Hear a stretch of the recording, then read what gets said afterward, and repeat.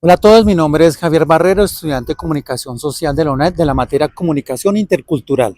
Nos encontramos el día de hoy en la ciudad de Bogotá, en el Parque Nacional, espacio donde por un tiempo se estableció la población imbera como protesta del abandono por parte del Estado, además de la violencia que vive cada día su comunidad, por la violencia que carcome su comunidad.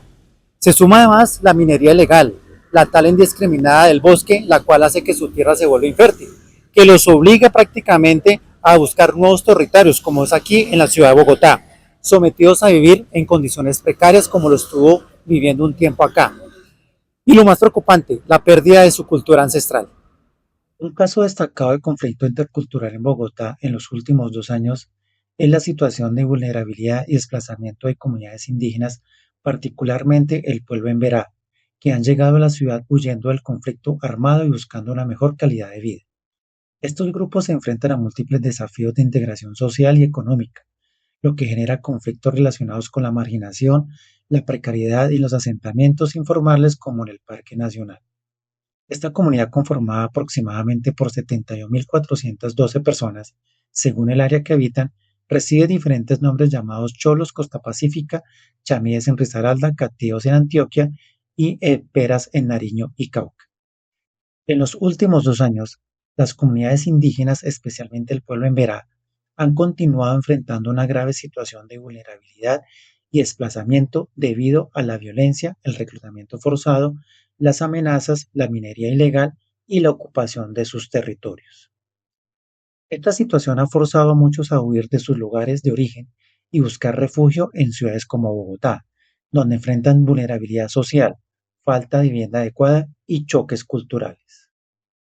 En Bogotá se informa que entre 1 de enero del 2020 y 16 de julio del 2021, al menos 422 familias en Verá, aproximadamente 1.239 personas, llegaron a la ciudad por causas vinculadas al conflicto armado interno.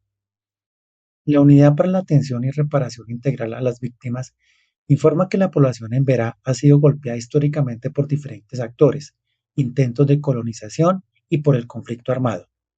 Las autoridades de Bogotá reconocen que la comunidad en Verá desplazada afronta riesgo de exterminio físico y cultural debido al racismo estructural, al conflicto armado y a la extrema vulnerabilidad que viven en la ciudad. La violación de derechos humanos de los indígenas en Veracatío, los cuales se ven abatidos por las ofensas de los diferentes grupos armados en su territorio. Muchas de las personas de esta comunidad se trasladan a la ciudad para obtener condiciones favorables, teniendo en cuenta que en la Constitución Política de Colombia se habla de un Estado de Derecho, en donde está el principal garante de los derechos humanos. El conflicto que afecta al pueblo indígena en Verá tiene raíces históricas profundas relacionadas con la colonización, el despojo territorial y la presencia de actores armados en sus territorios ancestrales. Desde mediados del siglo XX, las comunidades en Verá han sido desplazadas por la expansión de la minería, la tala indiscriminada y el conflicto armado, lo que ha deteriorado su estructura social y su cultura. En la actualidad enfrentan condiciones de vulnerabilidad tanto en los territorios rurales, donde persiste la violencia y el confinamiento, como en las zonas urbanas donde han buscado refugio.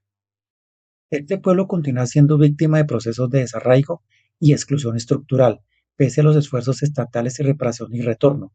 Estas dinámicas evidencian la necesidad de fortalecer políticas públicas con enfoque diferencial que garanticen su supervivencia física y cultural de los emberá.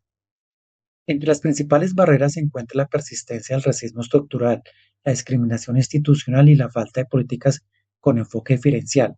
Según la Defensoría del Pueblo, en el 2023, los embera desplazados en ciudades como Bogotá sufren estigmatización y condiciones precarias de vida que impiden su integración digna, lo cual refuerza la distancia cultural en la sociedad urbana.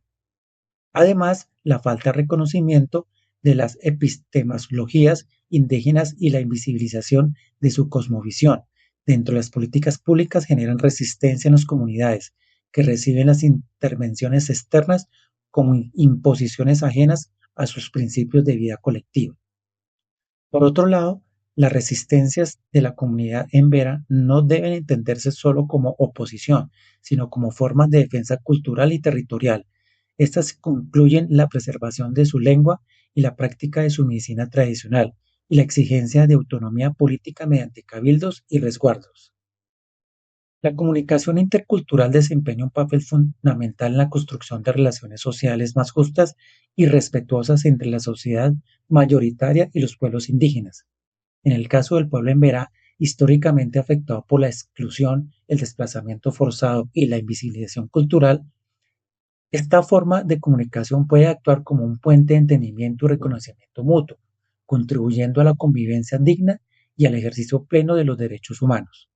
La falta de diálogo intercultural, derivado de prejuicios, estigmatización y políticas públicas que no reflejan la cosmovisión indígena. Por tanto, promover la comunicación intercultural implica transformar las narrativas dominantes que han reducido al pueblo en verá a la condición de víctimas en lugar de reconocerlos como actores sociales con saberes y propuestas propias.